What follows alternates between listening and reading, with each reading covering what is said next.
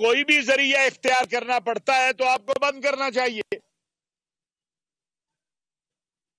P T A اور جو وزارت اطلاعات ہے ان کا موقف یہ ہے کہ چونکہ یہ ویب سائٹ جو ہیں ان تک رسائی غیر قانونی طریقے سے ہوتی ہے, مختلف وی پی اینز استعمال ہوتے ہیں, تو ہم نے کہا انہیں ضابطے میں لے کر آئیں. یعنی اگر اس ملک کے اندر کوئی شخص فحاشی اور یعنی پھیلانا چاہے, کوئی شخص توہین ناموس رسالت اور توہین مذہب کا مواد پھیلانا چاہے, دہشت گردی اور انتہا پسندی کے حوالے سے مواد پھیلانا چاہے اور اس کو روکنے کا مطالبہ ہو تو یہ جرم ہے کیا؟ ہمیں سمجھ نہیں آ رہی کہ ایک طبقہ چلے منکرین ختم نبوت کا تو ہمیں سمجھ آتی ہے, لیکن ایک وہ طبقہ جس کو اللہ نے علم بھی دیا ہے, وہ کوئی جاہل نہیں ہے, ان کو کیا تکلیف ہو رہی ہے کہ اگر اس ملک کے اندر انتشار پیدا کرنے والی ویب سائٹس اور ایپس پر پابندی لگے. اس کے اوپر ایک مخصوص طبقے نے ڈس انفارمیشن پھیلانی شروع کی, کیونکہ ان کا کاروبار ڈس انفارمیشن پھیلانا ہے. یہ یوٹیوبر, سوشل میڈیا ایکٹیوسٹ جو اپنے آپ کو چند, میں سب کی بات نہیں کر رہا, ان کا کام جھوٹ بولنا ہے. وہ ہر روز پاکستان کے اندر ایک نئی نظام بنا کے سوتے ہیں اور پھر اگلی صبح اگلا نظام بتاتے ہیں, کیونکہ ان کو اس سے ڈالر آ رہے ہیں. شریعت اسلامیہ کا معیار نہ افراد ہیں, نہ حکومتیں ہیں, نہ کوئی جو ہے ٹول ہے. شریعت کا حرام و حلال کا معیار سب کے لیے ایک جیسا ہے. اگر یہ موبائل ہے, اس سے بہت سارے اچھے کام بھی ہوتے ہیں. مجھے آپ بتائیے, اگر کوئی شخص اس موبائل سے دہشت گردوں کی ریکی کر کے دیتا ہے تو یہ جائز ہوگا؟ موبائل کا تو قصور نہیں ہے, قصور اس عمل کا ہے. حکم اس عمل پہ لگے گا جو کیا گیا.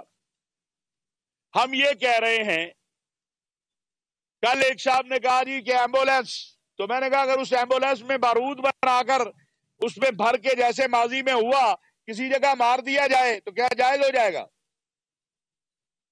مجھے آپ بتا دیں بھائی میرے, شریعت کا حلال و حرام کا حکم عمل کے اوپر لگتا ہے. نہ کوئی وی پی این حلال ہے, نہ کوئی وی پی این حرام ہے, لیکن اگر اس کا عمل جو ہے اس کے ذریعے غیر شرعی کیا جائے گا تو غیر شرعی کہلائے گا. یہ تو شریعت کا فیصلہ ہے. دوسری بات, پاکستان کا آئین اور قانون, اگر آپ اس ملک کے شہری ہیں, آپ نے اس ملک کا پاسپورٹ لیا ہے, تو پھر اس ملک کا جو قانون ہے اس کے مطابق آپ کو عمل کرنا ہوگا. آپ اس قانون سے اختلاف کر سکتے ہیں, آپ اس کے خلاف عدالت میں جا سکتے ہیں, لیکن آپ اس قانون کو یہ تو نہیں کہہ سکتے کہ میں اس قانون کو نہیں مانتا. آپ کہیں گے کہ اس قانون سے مجھے اختلاف ہے, لیکن میں اس کے خلاف عدالت میں جا رہا ہوں, لیکن قانون تو میں مانتا ہوں, میں اس ملک کا شہری ہوں. ہمارا مطالبہ بڑا سادہ ہے, بہت سادہ ہے. اس کو الجھایا نہ جائے, نہ ہم اس کو الجھانے دیں گے. ہمارا مطالبہ کیا ہے؟ نمبر ایک, کہ ملک کے اندر توہین ناموس رسالت اور توہین مذہب کے حوالے سے توہین اصحاب رسول و اہل بیت, انتہا پسندی اور دہشت گردی, ملک کے اندر فرقہ وارانہ عصبیت پھیلانے والے, ملک کے اندر انتشار پھیلانے والے, مختلف مکاتب فکر کے خلاف, مسلمانوں کے اور غیر مسلموں کے خلاف جتنا بھی مواد آ رہا ہے وہ متعلقہ ویب سائٹ اور ایپس کو بند کیا جائے. وہ کس طرح بند کرنی ہے, اس کے لیے کیا راستہ اختیار کرنا ہے, یہ پی ٹی اے کی ذمہ داری ہے. ہمیں اظہار رائے کی آزادی سے مسئلہ نہیں ہے, مجھے مسئلہ اپنے اس نوجوان کا ہے کہ جو ان ویب سائٹس پر رسائی اختیار کرتا ہے مختلف غیر قانونی ذرائع سے اور پھر وہ اس کا مرتکب ہو کے جیلوں میں پڑا ہوا ہے.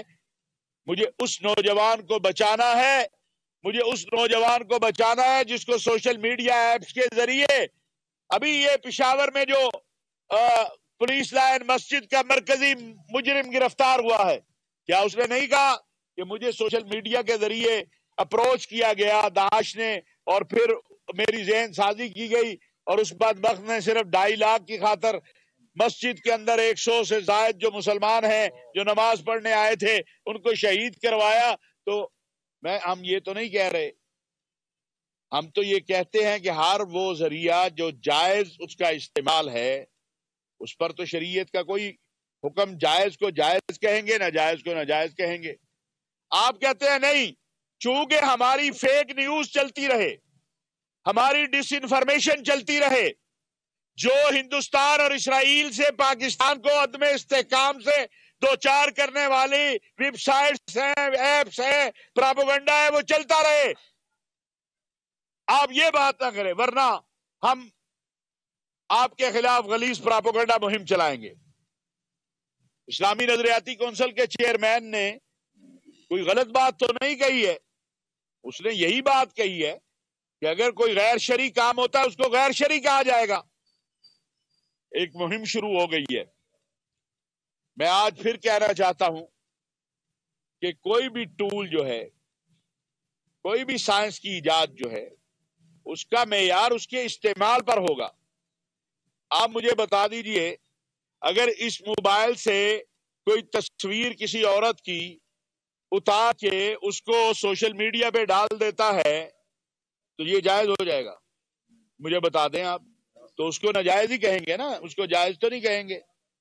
ہم یہ نہیں کہہ رہے کہ موبائل ناجائز ہے, ہم یہ کہہ رہے ہیں یہ عمل ناجائز ہے. ہم کہہ رہے ہیں بھائی ہاں, اس کو روکنے کے لیے آپ کیا کرتے ہیں؟ بلاک کرتے ہیں. یہ ویب سائٹس کو آپ بلاک کریں گے تو کیجئے نا. اگر آپ کے پاس کوئی اور حل ہے, یہ جو ارسطو بیٹھے ہیں جن کو صبح شام گالیاں دینے کے علاوہ کوئی کام نہیں ہے, فیک نیوز پھیلانے کے علاوہ کوئی کام نہیں ہے, جن کو اس کے علاوہ کوئی کام نہیں, اگر ان کے یہ جو بڑے بڑے یوٹیوبر ہیں جن کو اس وقت بڑی تکلیف ہے, آپ ان کے پچھلے 50 پروگرام نکال لیں, اگر اس میں صرف 10% سچ ہو تو مجھے پکڑ لیجئے گا. روز صبح یہ کبھی تختہ الٹتے ہیں, کبھی ملک کو, کبھی جناب ٹرمپ صاحب کا ان کو ڈائریکٹ کال آ جاتی ہے, کبھی ان کو بائیڈن کی کال آ جاتی ہے. اور بھائی یہ پاکستان 25-30 کروڑ لوگوں کا ملک ہے.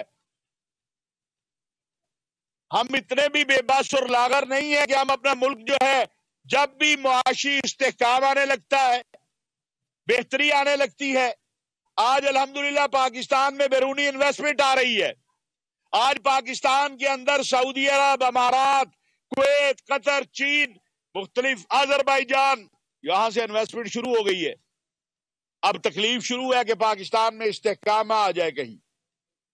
پاکستان کو عدم استحکام سے دوچار کرنے کی کوشش کرنے والے ہر گروہ, ہر فرد, ہر جماعت کے سامنے ہم کھڑے ہوں گے. ہم اس ملک کے اندر اسلام اور نظریہ پاکستان کے خلاف کوئی چیز نہیں ہونے دیں گے. ہم اس سے نہیں ڈرتے ہیں, نہ گھبراتے ہیں کہ آپ غلیظ مہم چلائیں.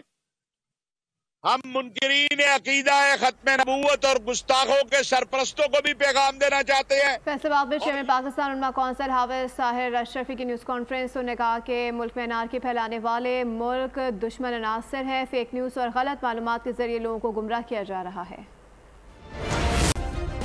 سبسکرائب کریں اور بیل دبائیں تاکہ کوئی خبر رہ نہ جائے.